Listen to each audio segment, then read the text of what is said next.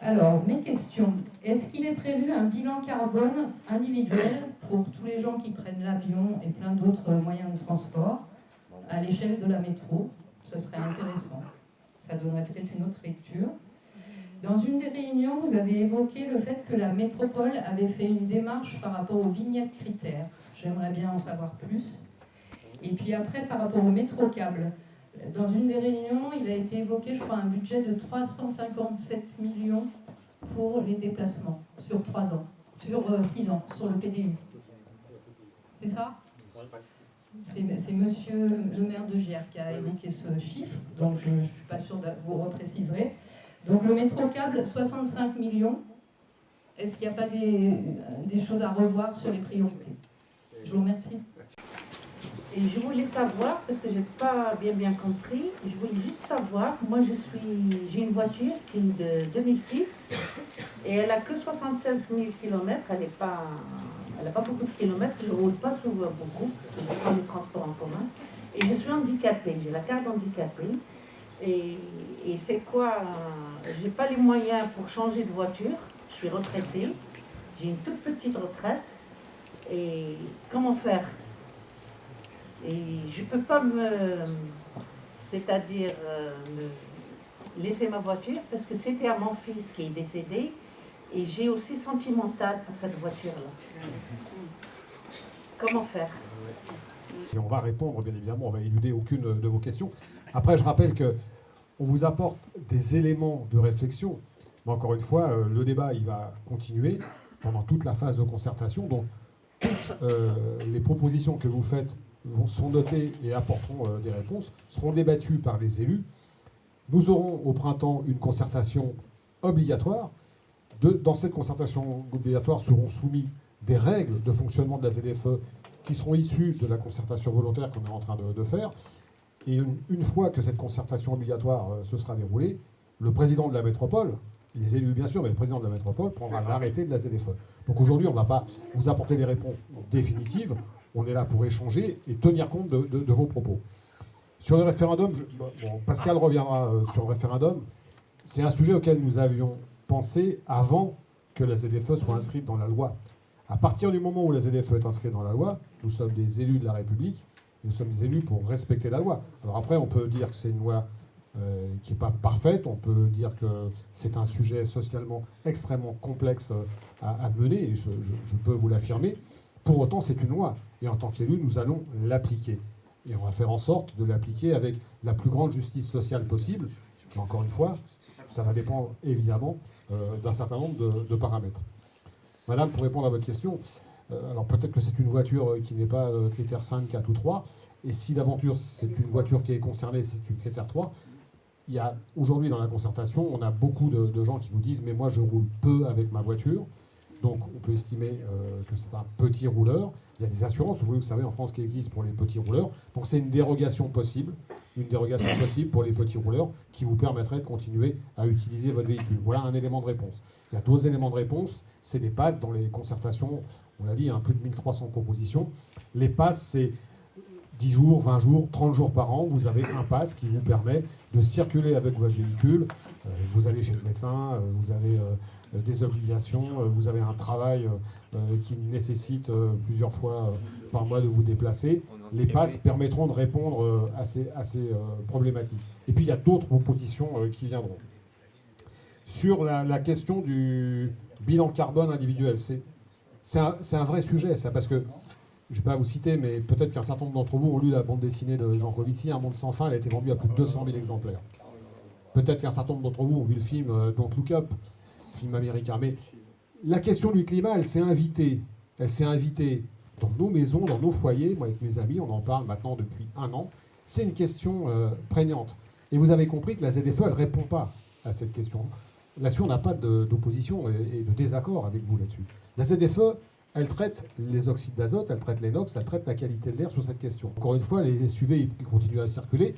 Alors, on a un moyen, les SUV, d'un peu les contraindre. C'est dans les agglomérations ou les villes qui disposent de stationnement. On peut décider demain de mettre une surprime, un surcoût au stationnement. Ça, après, je laisserai Vincent répondre parce que sur la ville de Grenoble, on a du stationnement payant partout. Donc ça, c'est quelque chose qui peut se régler assez vite, assez rapidement, pour faire en sorte que ces gros véhicules ne rentrent plus dans l'agglomération. Donc vous avez compris que sur la question du climat, il y a d'autres sujets. Hein. On reviendra tout à l'heure sur la gratuité, puis je me suis engagé avec d'autres élus à recevoir le collectif pour en discuter, parce que c'est un vrai sujet, la question de la gratuité des transports. Ce qu'il faut se dire, c'est que la gratuité des transports, il faudra poser un billet de 100 millions d'euros sur la table chaque année, hein, 70 millions d'euros sur la partie fonctionnement et au moins 30 millions pour continuer à investir. Cet argent-là, la métropole, elle en dispose. Mais elle fait beaucoup de choses aussi, la métropole. Vous savez qu'on est la première métropole de France en termes d'efforts de subventions pour la rénovation énergétique des bâtiments. Et si on s'intéresse à la question du climat... Pour ceux qui ont les moyens. Pas du tout. Bah pas si, du tout. Mais non, bah pas si. du tout. Ah, si. Ah, si. Mais alors, on pourra... Je connais très bien ce dossier. Je travaille depuis 10 ans. Les très modestes, aujourd'hui, monsieur, les très modestes, ils ont 0 € à débourser. Et je vous expliquerai comment ça fonctionne. Avec un prêt in fine qui est remboursé à la vente du bien. Je vous expliquerai comment ça fonctionne. Et avec des subventions de la métropole, des villes... Des voitures gratuites. Non, mais... Super. Les pauvres, ils sont pas propriétaires. Ben oui, Ah mais on parle... le locataire, il... Ah mais alors, on parle... Mais si on rentre dans... On pourra en débattre. Mais la question du climat, c'est une vraie question. Et donc le bilan carbone individuel, ce serait une bonne chose. Ce serait une bonne chose. Est-ce que j'ai fait le tour des premières questions? Alors, le métrocable. Le métrocable. Alors c'est un sujet qui est posé, qui est une décision qui appartenait à la précédente majorité, qui l'avait étudiée, qui l'avait votée et qui a été bien évidemment poursuivie par l'équipe actuelle et par la majorité actuelle. Donc elle est en débat et le projet est aujourd'hui financé dans les 357 millions, c'est le chiffre que je vous avais donné, qui est le chiffre effectivement de la programmation pluriannuelle d'investissement de la mobilité. Et donc c'est à l'intérieur de ces 357 millions qu'on a effectivement l'enveloppe de 67 millions pour le métrocable. L'industrie, alors il y avait une question que vous aviez posée tout au début sur l'industrie automobile, pourquoi favoriser l'industrie automobile. Si on se rappelle quand même des fondamentaux, la ZFE, elle n'a pas pour mission ni pour vocation de remplacer tous les véhicules. La question du report modal est prégnante. Et donc il faut aussi travailler avec celles et ceux qui ont la capacité. Et dans l'agglomération, on a quand même des moyens de transport qui permettent, pour celles et ceux qui n'ont pas forcément besoin de leur véhicule, de pratiquer le report modal. On a évoqué mobilaire, on a évoqué un certain nombre de choses qui nous engagent à aller vers ce report modal. Mais par contre, effectivement, pour celles et ceux qui auront besoin de leur voiture, il faudra qu'on trouve les solutions pour pouvoir les remplacer. Et on va pas acheter que des voitures électriques et que des voitures neuves. On parle de rétrofit quand le châssis de la voiture est encore en bon état, on peut changer le moteur. Et la métropole donne jusqu'à 12 000 € de prime pour pouvoir remplacer, notamment sur les véhicules utilitaires légers, le moteur par un moteur électrique. Et puis on peut aussi, il faudra regarder, acheter des véhicules d'occasion. Alors il y aura un peu de tension bien évidemment sur le marché de l'occasion, mais aujourd'hui pour 6 000 – 7 000 €, vous trouvez des voitures critère 1 essence, avec 3 500 € de subvention, donc de prime de la métropole, et l'équivalent de l'État, ça veut dire que vous pouvez avoir un reste à charge pour les personnes les plus modestes, parce que bien évidemment, vous avez bien compris qu'on regardera les niveaux de revenus. Ça ne sera pas des primes pour tout le monde de la même façon. Donc voilà des éléments de réflexion. Je n'ai pas toutes les réponses ce soir, mais bien évidemment, on est preneur de propositions, parce qu'on va toutes les étudier. 20 jours, 30 jours par an, vous avez la possibilité d'utiliser votre véhicule. Comment ça marche? Vous vous inscrivez, j'imagine qu'il y aura un système à travers... À Lyon, c'est 50 jours. À Lyon, vous avez le droit, avec un pass 50 jours. Quel que soit le critère,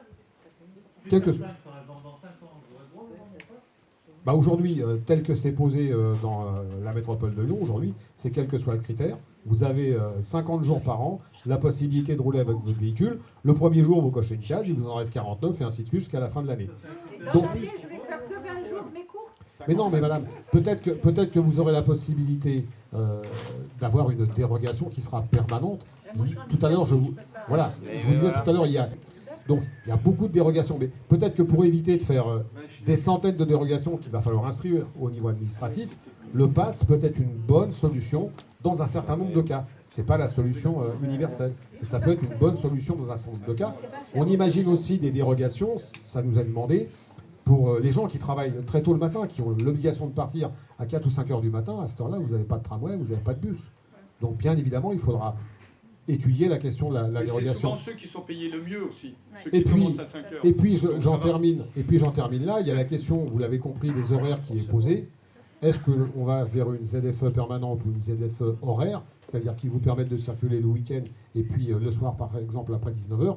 C'est une question qui est ouverte, sur laquelle on n'a pas pris de décision encore. On n'a pas revenu. Lyon est en train de travailler là-dessus et c'est une idée qui est intéressante pour donner du temps à des ménages qui n'ont pas les moyens tout de suite. Donc ça, c'est une idée qui peut être aussi intéressante. Moi, oui, et je fais partie de la commission accessibilité de la ville de Grenoble. Moi, ce projet, il m'interroge beaucoup. Déjà, si je vois un passe pour que je couche une nuit sur deux chez moi, il va y avoir un problème. Qui c'est? Parce que moi, j'ai des infirmières qui viennent de Chambéry et de Volnavet. Donc on va une nuit sur deux, ils vont pouvoir me coucher. Alors, déjà que c'est déjà compliqué au niveau médical, pour eux, administrativement, là, après, moi, j'aurais plus de cabinet pour me lever et pour me coucher. D'autre part, est-ce que vous allez augmenter la capacité du tram entre les scooters qui sont maintenant dans les trams, les vélos, les gens qui marchent à pied, mais on va augmenter la capacité du tram. Est-ce que vous avez prévu des financements par rapport au tram, par rapport au nœud du tram de Chaban, où c'est très difficile de circuler? Il y a des nœuds au niveau de l'office du tourisme, il y a des nœuds au niveau de la circulation du tram. Et enfin, ma troisième question, est-ce que vous avez pensé à des vélos porteurs d'handicap pour les personnes qui ont du mal à marcher, comme mon camarade à côté, et qu'il faut lui permettre un financement pour qu'il s'achète un vélo qui ne soit pas excluant, qui puisse circuler tout seul dans la ville, comme les autres. Voilà. Individuel.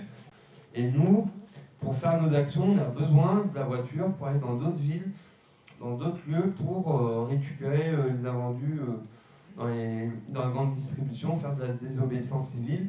Et si c'est une zone permanente, je pense que ça va pénaliser certaines personnes en grande précarité dans mon collectif de glaneurs. Voilà. Jean-Philippe et ceux qu'on a repris après, les deux sont exacts, mais ils ne sont pas à la même temporalité. Les chiffres qui sont publiés sur le parc, c'est les chiffres de 2020 en réalité, connus en 2021. Ils sont issus des contrôles techniques des voitures. Et les chiffres que j'ai donnés sur le nombre de voitures qui seront impactées, c'est à chacune des dates. Et en fait, comme les voitures, elles disparaissent au fur et à mesure des années, voilà la différence, c'est tout. Alors, donc, si on prend les pourcentages de la métro, 40 000 véhicules, ça c'est en prospection. Aujourd'hui, donc, comme je le disais tout à l'heure, c'est 81 000 véhicules. Mais là, on oublie les 12 000 des communes autour et les 180 000 de gens qui habitent l'Isère qui pourront plus venir à Grenoble. Donc c'est pour ça qu'on est à 270 000 véhicules. Encore plus fort? Ah, pardon. Voilà. Et donc pour le beau gilet jaune. Donc voilà. Donc nos chiffres, pour nous, même si le nombre de véhicules va baisser, sont largement plus réalistes que les 40 000 véhicules de la métro. Sans compter l'inflation et la crise énergétique qui n'aura pas il n'y aura pas de renouvellement aussi naturel sur ce véhicule-là. Les ménages ne pourront pas payer le chauffage et une nouvelle voiture ces prochaines années. C'est impossible. Sur le fait que l'objectif, c'est que tout le monde réduise au minimum nécessaire l'usage de la voiture quand il en a besoin. Nous, on n'est pas contre l'outil voiture est utile dans certaines circonstances. On ne va pas se mentir entre nous. À des moments donnés, faire un déménagement. Par exemple, on serait pour ouvrir une réflexion sur des parcs de voitures individuelles intégrés à la TAG, où on se limite de la voiture personnelle, dont on se sert des fois très peu, mais on garde l'usage. Bon, ça c'est une réflexion que nous on a d'une manière générale. Donc comment on fait pour que les 350 000 déplacements quotidiens dans l'agglomération, on les réduise de au moins 50% là, dans les 2 ans? C'est ça que nous on pose à vous les élus. Et la ZFE ne répond pas à ça. Elle ne répond pas à ça. Laurent a très bien argumenté tout à l'heure. Et comment, là-dessus avec la DDC on est d'accord, il faut massifier les transports en commun, il faut investir, doubler, pour que les gens ils aient un service de meilleure qualité le soir, le matin, à des horaires, etc. Il faut embaucher, il faut plus de rames. Bon, ça a été dit, je ne répète pas. Donc ça c'est très important. Après, dans le débat politique, on ne va pas non plus se raconter d'histoire. C'est des choix de société et la question est de la fiscalité et du financement. Parce que le SMAG, ils nous disent, le nouveau président du SMAG, il dit, bah oui, il faut augmenter même les billets, quoi. Parce qu'on est un peu en déficit, on manque de moyens. Le MEDEF, il commence à remettre en question le versement mobilité. On a une petite musique en ce moment. Donc je pense que tous les élus doivent être très vigilants là-dessus, déjà pour défendre le financement actuel, hein, qui risque d'être mis en péril, hein, avec ce modèle de certains qui est la solution, c'est la voiture électrique. Mais la voiture électrique, regardez, on n'a même pas d'électricité pour cet hiver. Les centrales nucléaires, elles sont en panne, elles ne marchent pas. Si jamais on construit des EPR, on en a pour au minimum 30 ans. On va dans le mur. Donc là, je m'adresse y compris aux Verts, etc. Enfin, parce qu'on est anti-nucléaire. Il n'y a pas de solution avec les outils électriques. Individuels. La solution, ce sont des transports en commun collectifs, majoritaires, et y compris dans, raisonnons pas que urbain, il y a aussi à l'échelle départementale, trouver un réseau, etc. Donc j'insiste là-dessus, il faut trouver on va devoir changer la fiscalité. Je veux dire, quand le groupe Total fait des milliards de bénéfices et que Macron refuse de taxer le grand plan transport en commun national, là, le RER, comment il va le financer? L'argent, on sait où il est, c'est des choix politiques. C'est-à-dire que les médecins, les infirmières qui vont avoir besoin de venir chez vous, ils bénéficieront de dérogations. De même que vous, si vous devez circuler, vous bénéficierez de dérogations permanentes.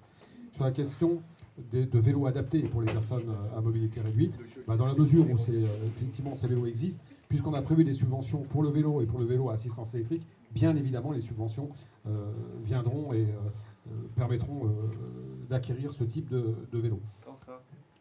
Tout de suite, c'est-à-dire que le conseil, il va se mettre en place le temps que MTAG, hein, qui est la structure qui va gérer le conseil, va se mettre en place entre avril et mai. Allez, pour ne pas prendre de risque, je dis qu'au mois de mai, les personnes vont être reçues individuellement. Pour ça, je vous disais que moi, pour pouvoir repérer les gens qu'on ne voit pas forcément, hein, dans les assemblées, moi je vais faire du porte-à-porte à JR pour que les gens viennent au CCAS et qu'on leur dise on va prendre un rendez-vous avec vous personnalisé pour vous guider, soit sur du conseil en report modal si vous avez la possibilité de vous passer de votre véhicule dans la semaine, soit par une subvention qui va vous permettre de changer de véhicule. Donc dès le mois de mai, ce sera opérationnel.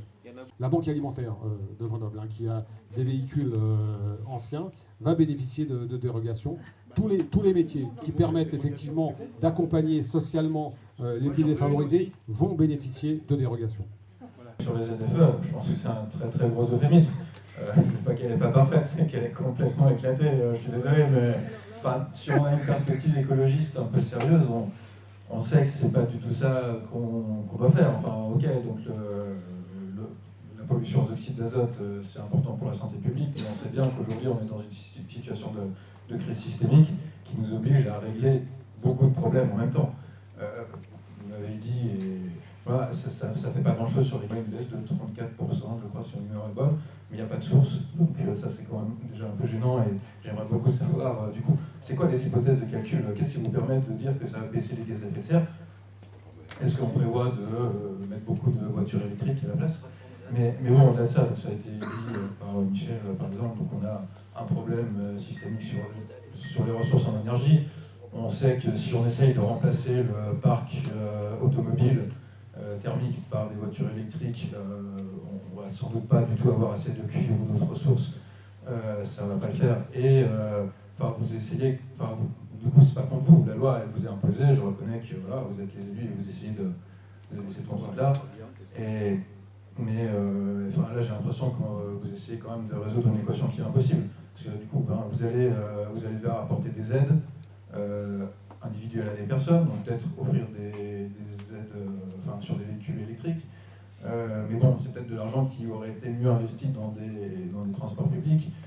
Ça a été évoqué, la limite sur la quantité de parking relais, qui a l'air extrêmement sous-dimensionné. Donc, en fait, si la solution, si on n'a pas plus de parking relais, c'est de remplacer les voitures des gens, ce qu'on ne veut pas faire, puisque ce serait très inefficace et très coûteux. Donc, voilà, donc vous semblez vouloir mettre en place des dérogations.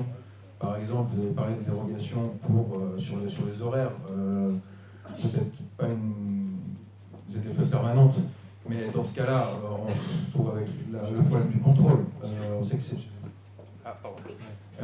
donc il y a le problème du contrôle. Donc c'est une ZFE qui n'est pas permanente, puisque ça se base essentiellement sur le stationnement et le contrôle. C'est très compliqué, à moins de mettre en place un système de contrôle automatique qui est super, qui pose beaucoup de questions en termes de liberté publique, comme ça a été évoqué. Donc à chaque fois, on peut apporter des réponses spécifiques, mais en tournant en rond, il n'y a pas vraiment de solution. Donc la solution, c'est de vraiment aller au-delà, et comme ça a été proposé, de massifier les transports publics, ou d'imaginer transitionner vers très peu de voitures en centre-ville.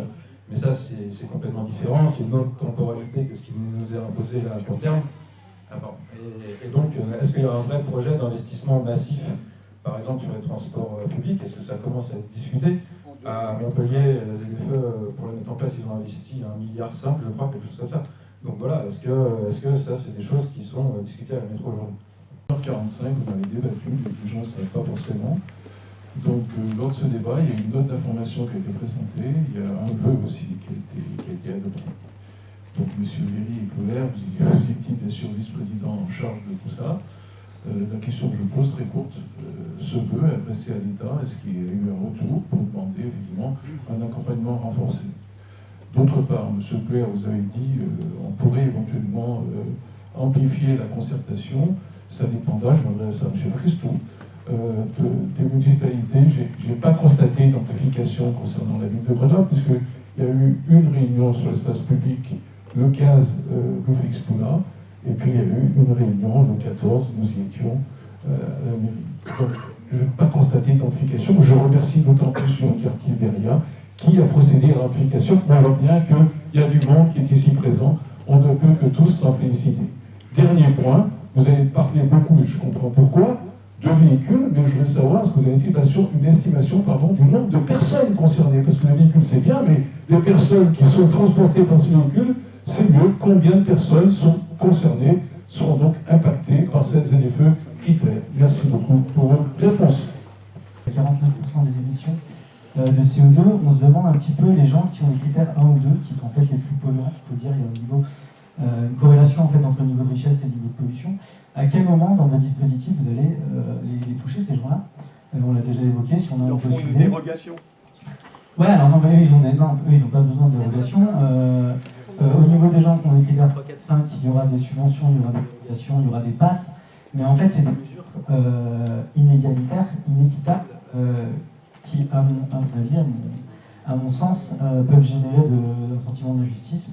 Et nous ramener à l'époque des Gilets jaunes, c'est exactement le même type de mesure d'écologie de classe, comme on dit couramment, où en fait les gens les plus avaient à proposer pour que ces gens-là se sentent aussi concernés par ces thématiques. Voilà. À mettre en place un comité de pilotage avec l'ensemble des métropoles qui sont concernées par les ZFE pour nous entendre, pour nous écouter. Nous, on est force de proposition. Bon, il y a des grandes associations, France Urbaine, qui regroupent l'ensemble des métropoles, qui nous appuient. Le président de la République a fait une annonce, c'était dimanche, sur la question des RER avec une dizaine de métropoles. Le président Ferrari disait qu'il était en train de faire la soupe de ses enfants quand il a appris la nouvelle. Et effectivement, ce matin, on était à GR avec une conférence de presse. On était tous mobilisés, enfin tous, sauf la région, qui a quand même juste la compétence du RER, mais effectivement, tout le monde était là. L'ensemble des présidents des territoires voisins, les entreprises qui étaient présentes, les associations, pour dire que c'est une très bonne nouvelle pour la métropole, que ce RER soit, on l'espère, financé et rapidement.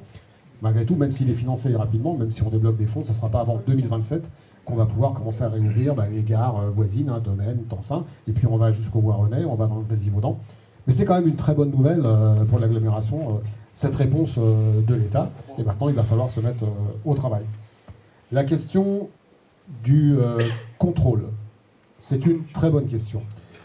Aujourd'hui, il faut que ça évolue, parce que telle que la loi française est faite, vous ne pouvez pas contrôler plus de 15% du parc et mettre une caméra que tous les 40 km. Ça veut dire que, allez, si on élargissait le périmètre, on mettrait peut-être une trentaine de caméras dans l'agglomération pour contrôler 15% des véhicules. Et puis l'État nous dit, on va modifier la loi pour permettre de déployer autant de caméras que vous le souhaitez, mais c'est vous, les métropoles, qui allez les financer. Ça va quand même coûter quelques millions, quelques dizaines de millions. Et puis, si on se projette... Vous êtes pour les caméras?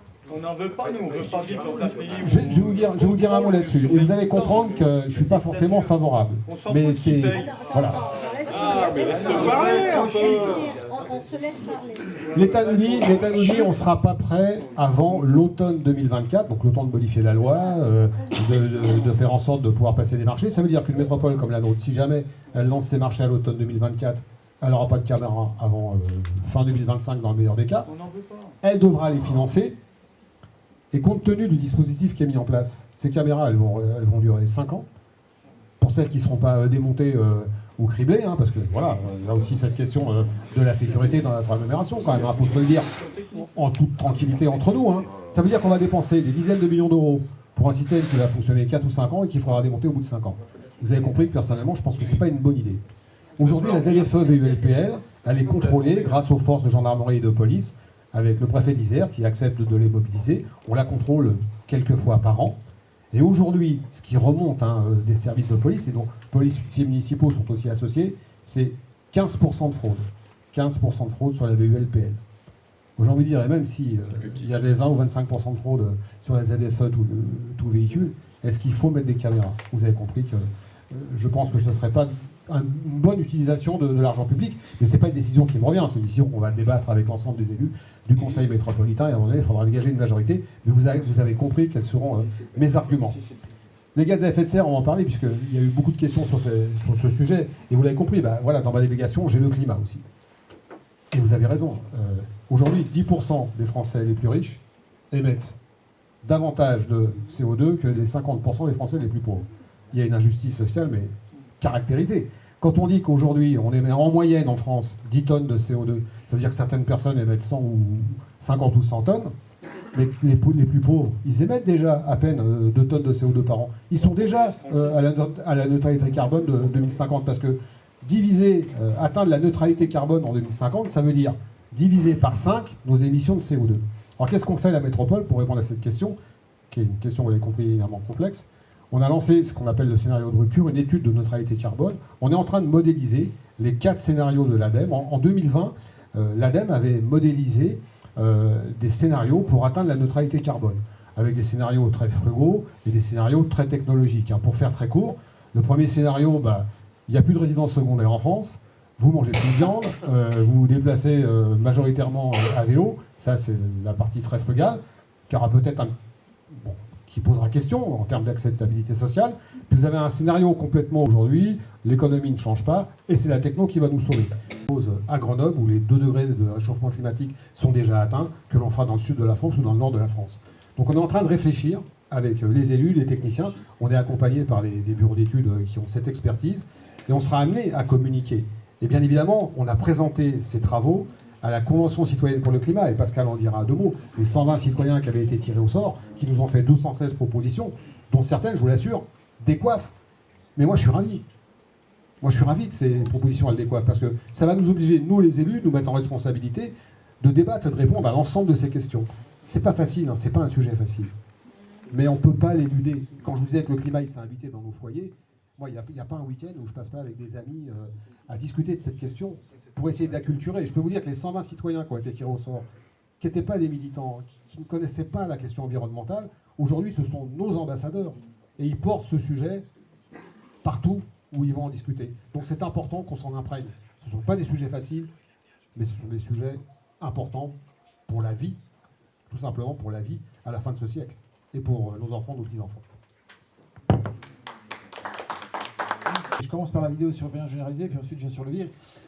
Moi, je ne suis pas fondamentalement pour la vidéosurveillance généralisée. Je pense que dans certains cas précis, et ça c'est à discuter en fait avec la police, la vidéosurveillance peut être utile dans certains cas très très précis. Je vais vous donner un exemple pourquoi je ne suis pas pour cette vidéosurveillance généralisée, c'est-à-dire sur le passage à une société du contrôle d'une certaine manière. Nous ne sommes pas mais dans une autre ville, on a eu un témoignage, ça se passait dans un parc, il y avait un monsieur qui était le gardien du parc et qui était là pour surveiller le parc. Alors il enguirlandait les enfants quand ils faisaient une bêtise, il savait tirer l'oreille, il savait avoir un regard compatissant quand il fallait, il savait sanctionner au moment où il fallait. Bref, il savait réaliser un acte éducatif, un acte d'émancipation. Le monsieur est parti à la retraite, on a mis une caméra de vidéosurveillance. Et les parents, ensuite, se sont plaints en disant « mais on préférait le monsieur ». Parce que ce monsieur qui était là, il accompagnait dans une logique d'émancipation en quelque sorte des personnes. Et donc, fondamentalement, à la ville de Grenoble, nous ne sommes pas du tout contre le contrôle, il faut du contrôle, mais plutôt essayer au maximum d'avoir un contrôle qui soit un contrôle humain. Deuxième chose, sur la question du RIC. Alors, sur la ZFE, on ne mettra pas en place de RIC pour une raison simple, c'est qu'un RIC, ça prend du temps. Parce qu'il faut que l'ensemble des personnes qui participeraient soient bien informées de la situation. Il nous reste en réalité assez peu de temps. Le président de la métropole, je crois que c'est en conseil métropolitain de juin, devra prendre un arrêté qui va spécifier l'ensemble des propositions des propositions que nous allons faire concernant le périmètre, concernant les dérogations, etc. Donc on ne peut pas, si vous voulez, mettre en place de RIC. Sur la question du RIC, vous savez, on a lancé la Convention citoyenne pour le climat. Je vous invite à regarder, vous tapez Convention citoyenne climat, métropole Grenoble, sur Internet, et vous allez regarder le travail que ces 120 citoyens ont fait. Un travail exceptionnel, extraordinaire. Ils nous ont rendu compte, dans un conseil métropolitain exceptionnel, de ce travail avec plus de 200 mesures. Sur l'ensemble de ces mesures qui concernent à la fois la santé, bien sûr, qui concernent les déplacements, qui concernent les mobilités, qui concernent le climat, les services de la métropole sont en train de travailler pour les traduire avec chacun des vice-présidents en délibération. Ces délibérations se passeront dans un conseil métropolitain exceptionnel début mars. Et c'est là qu'on votera ou non chacune des délibérations qui émanent Et puis, certaines de ces délibérations, on a décidé... On n'a pas encore décidé, on a décidé dans la délibération cadre de dire est-ce qu'on les met à référendum, votation citoyenne, hein, puisque dans le CGCT il n'y a pas de référendum, ou pas. C'est-à-dire est-ce qu'on considère que la démocratie référendaire intervient face à la démocratie participative et face à la démocratie représentative, les élus. C'est une question qui est là, et par exemple la question de la gratuité des transports telle qu'elle est formulée par la Convention citoyenne pour le climat peut être une question qui est mise à référendum. C'est possible parce qu'on a voté le cadre qui nous permet de le faire. Pourquoi je vous dis ça? Parce qu'on a eu une discussion avec les 120 citoyens, pas plus tard qu'hier ou avant-hier, sur cette question du référendum. Ils nous disaient est-ce qu'on va aller vers le référendum ou pas, sur quelles questions, etc. Donc, questions qui se poseront.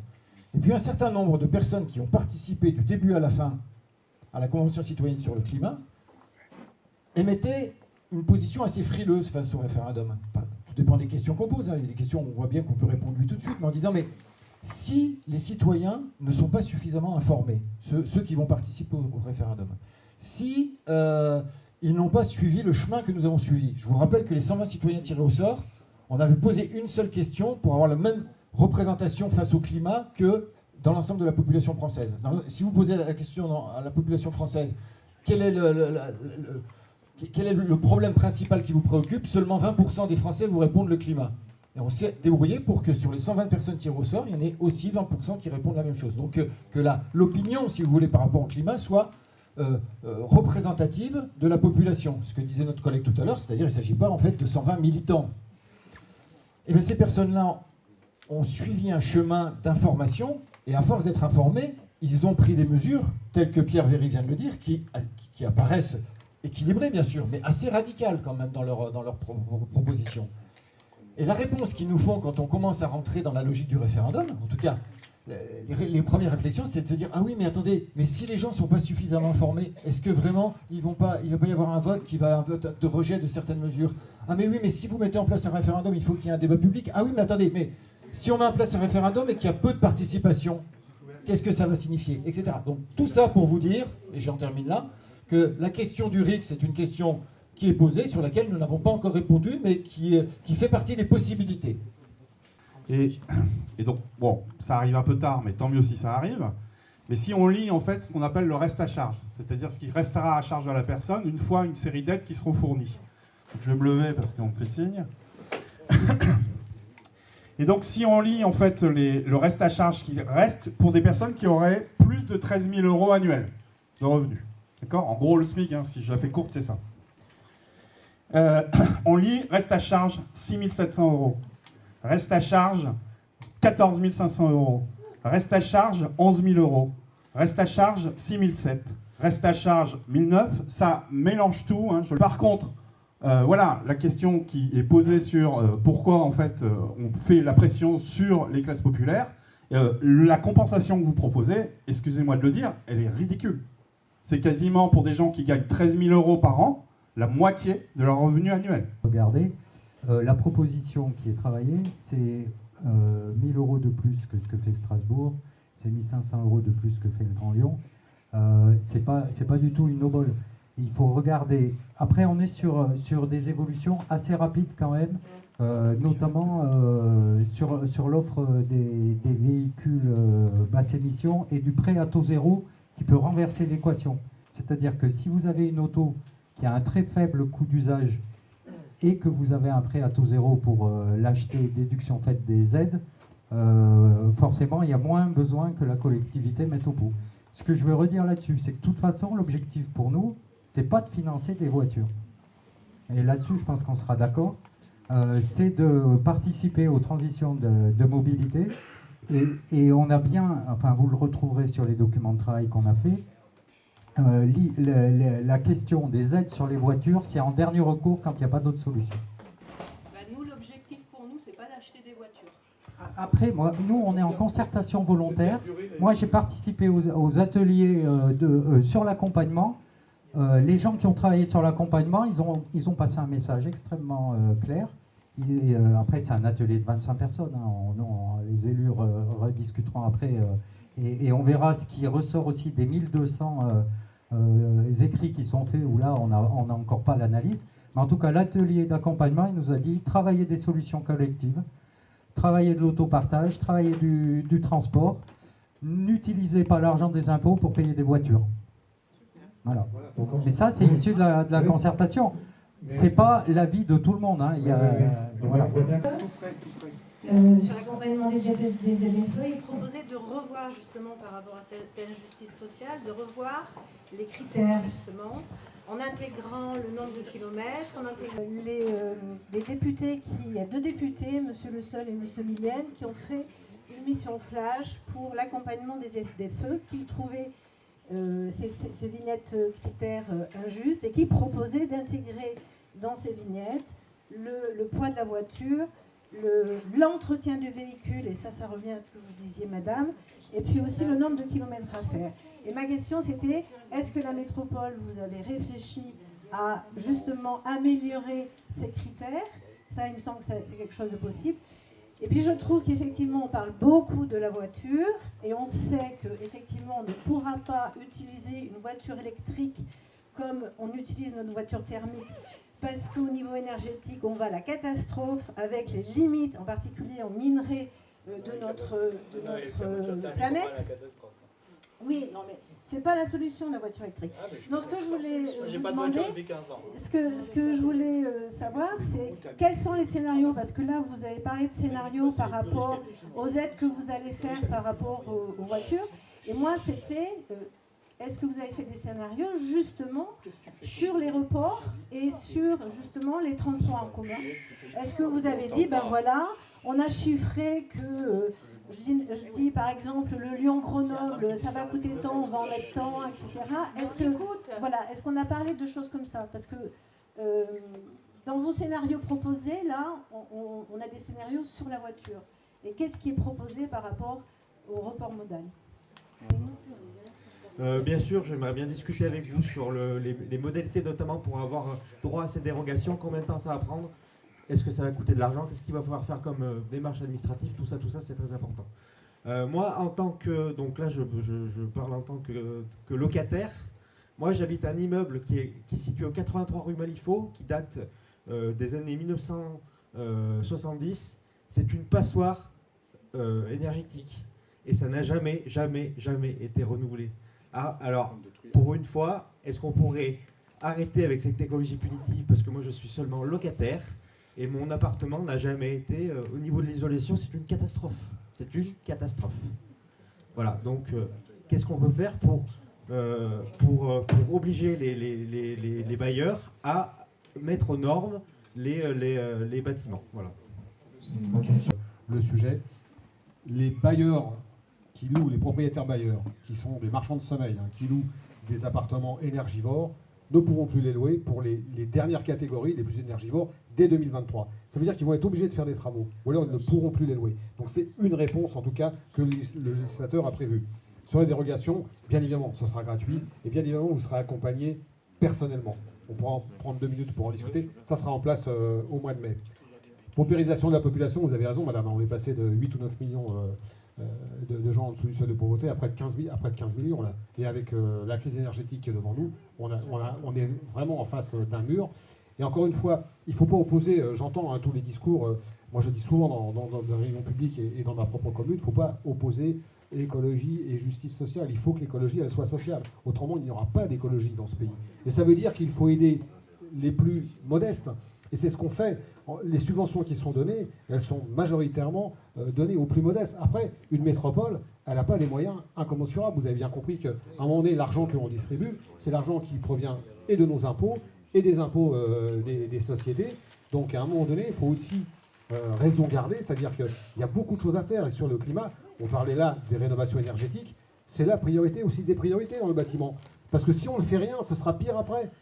Donc on n'a pas le choix. Mais on pourrait en discuter pendant des heures. La métropole, elle a multiplié par 3 son budget sur la rénovation. Moi, j'ai passé 30 ans là. La filière du bâtiment n'a pas suffisamment d'artisans pour répondre. Les entreprises, elles ont les carnets de commandes à 2 ans. Et quand bien même on voudrait massifier la rénovation, eh bien, il n'y a pas de réponse immédiate. Donc on n'est pas tout seul. C'est toute une filière qu'on doit mobiliser. Vous oubliez les salaires des grands patrons. On est d'accord. Voilà. On est d'accord. Mais voilà, j'ai des limites aussi. Alors, sur les moins 34%, et ça va répondre à l'autre question, du report modal, est-ce qu'on a commencé à modéliser effectivement un report modal plus fort? C'est le travail que fait actuellement le SMAG, et bien évidemment qui a cette compétence. Les moins 34% de gaz à effet de serre, comment ils ont été modélisés? Par du report modal d'une part, et par des véhicules non émissifs, c'est-à-dire des véhicules électriques d'autre part. C'est de là que viennent ces chiffres. Et ça, c'est des chiffres qui sont donnés par les bureaux d'études, d'expertise, qui font des modélisations à 2, 3, 5 ans. Et donc, on imagine aussi qu'avec un RER métropolitain qui se mettra en place, on a une bonne partie de report modal qui va s'effectuer.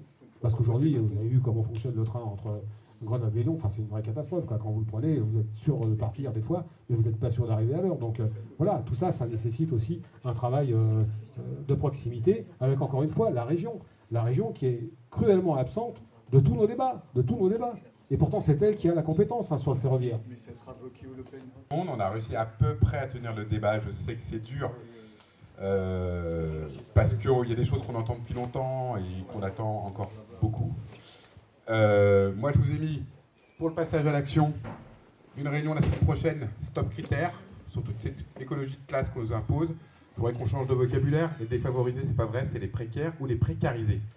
En fait, il y a un système qui les précarise aujourd'hui et ce système ZFE critères en fait partie.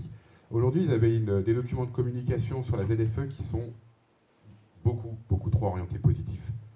On est très gênés. On sait qu'aujourd'hui, vous avez peut-être une volonté de concertation sincère pour améliorer tout ça, mais regardez, c'est quasiment de la propagande, ce qu'on retrouve aujourd'hui au niveau de la métro, changer d'air et tout. Ça fait mal aux yeux, on a envie de voir autre chose, donc on vous attend un peu aussi là-dessus, sur votre communication dans les médias, etc., etc. Donc voilà, je remercie tout le monde d'avoir à peu près tenu. On est là, les élus sont encore là, je pense que vous pouvez venir les voir. Les partenaires, je pense qu'ils ne vont pas se sauver non plus dans les 5 minutes, surtout si vous les retenez. Les copains, voilà, il y a plein de choses à faire. Et ceux qui ont envie de prendre plus la parole, etc., on a encore tous les autres quartiers à les faire. On va les aider avec ce qu'on a fait ce soir, mais on a besoin de vous. Donc rejoignez-nous pour faire ce genre de choses. Et on a des banderoles à mettre sur nos balcons, etc.